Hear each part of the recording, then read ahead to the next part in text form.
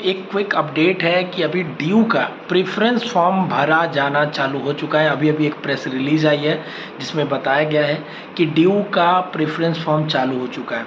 ध्यान से सुनो, मैं जो अभी बात बोलने जा रहा हूँ, ठीक है ना।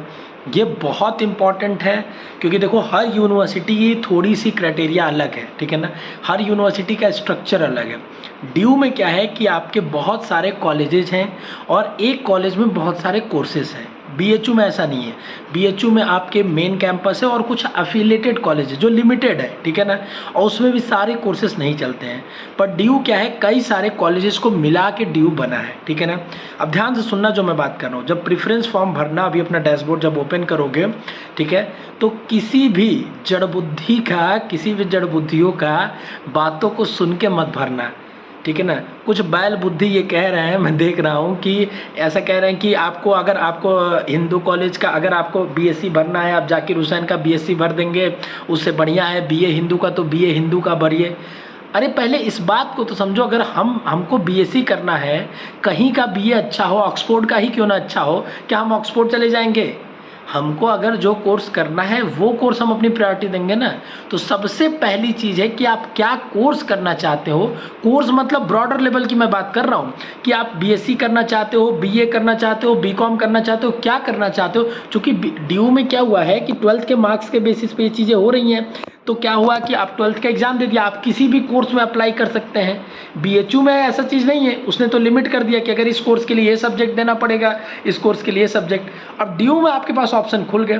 तो अब ये लोग जड़ बुद्धि लोग जो है ना, ये कंफ्यूज कर रहे हैं बच्चे को कि तुम ये मत देखो कि तुम्हारा ये क्या बोलते हैं, बीएससी मिल रहा है तुम्हें, यहाँ पे बीएससी मिल रहा है, बीएससी करके क्या कर लोगे, कोई स्कोप नहीं है वहाँ पे पढ़ने का, यहाँ पढ़ लो, यहाँ का बीए टॉप मोस्ट कॉलेज है, यहाँ पे फेस्ट बहुत बढ़िया होता है।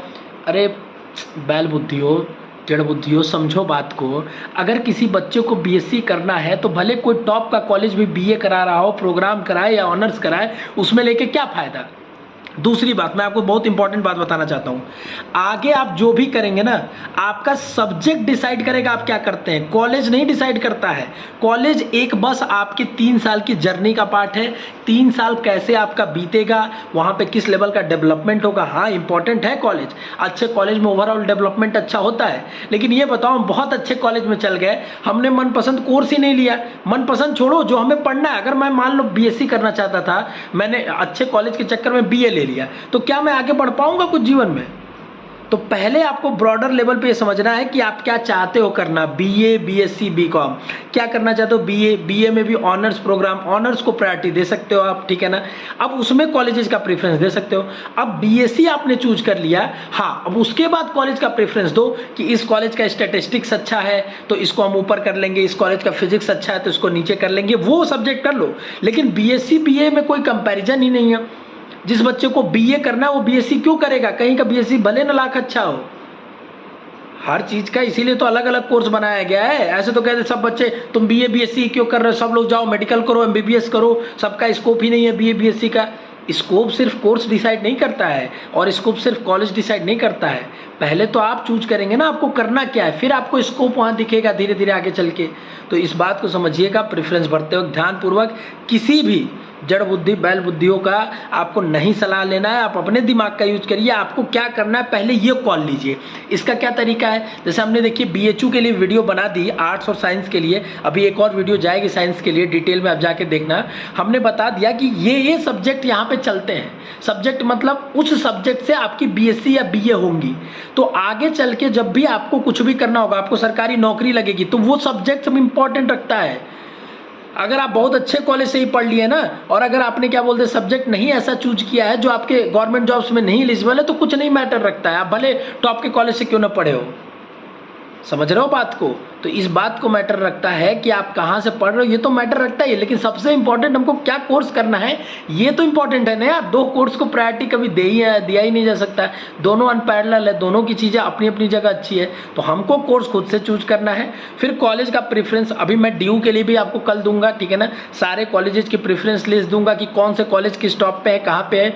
बीएससी के अकॉर्डिंग दूंगा, बीए के अकॉर्डिंग दूंगा, वो लिस्ट मैं आपको यूट्यूब पे ही दूंगा, फ्री ऑफ कॉस्ट दूंगा, ठीक है ना। आपको चैनल पे देंगे, टेलीग्राम पे दे देंगे, ऐप पे दे देंगे, हर जगह डाल देंगे।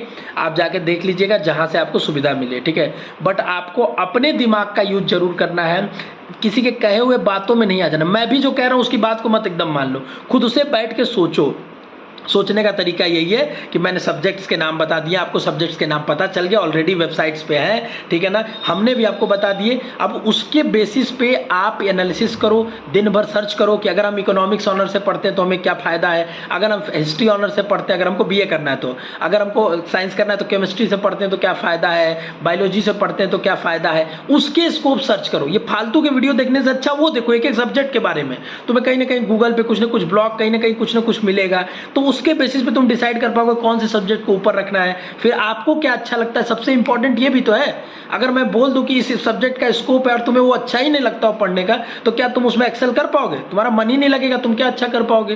तो इस बात को समझना है। प्रेफरेंस एंट्री भरते वक्त ये प्रेफरेंस एंट्री खेल नहीं है कि हमने जो एक बना के दे दिया वही सबके लिए। हर एक बच्चे के लिए प्रेफरेंस एंट्री यूनिक होता है, क्योंकि हर एक बच्चे का टर्म्स और कंडीशन यूनिक होता है। हर एक बच्चे का दिमाग अलग अलग है, सोच अलग है, हर एक बच्चे को करियर में अलग जाना है, सबको एक पाथ पे नहीं घसीटा जा सकता। तो ये जो प्रेफरेंस एंट्री कॉमन दे रहे हैं कि लो ये लगा के दे दिया मैंने, ये बना दी बहुत मेहनत करके, पहली बात तो कोई मेहनत नहीं, फर्जी का डाटा है। अभी बैठ के उधेड़ने लगूंगा, सबकी खाल उधेड़ दूंगा। इसलिए मुझे इस बात पे गुस्सा आ रहा है, मैं किसी को कुछ बोलता नहीं हूँ। इतने दिनों से बहुत लोगों ने अत्त मचा रखा है, मैं कुछ नहीं बोलता हूँ। क्यों बता रहा हूँ रीजन? क्योंकि मुझे उससे कोई मतलब नहीं। लेकिन उससे बच्चे कंफ्यूज होकर हमसे बार बार सवाल करते हैं, सर बता दीजिए सर ये क्या करें वो क्या करें, तो उनकी वजह से हमें परेशानी हो रही है। तो मेरे प्यारे बच्चों, नलायकों, ये समझ लो तुम, अगर तुम हमारी बात मानते हो तो खुद के विवेक का यूज़ करना है, ठीक है ना। जो हमने समझाया उस फैक्ट्स के बेसिस पे प्रो कॉन्स को खुद समझना है।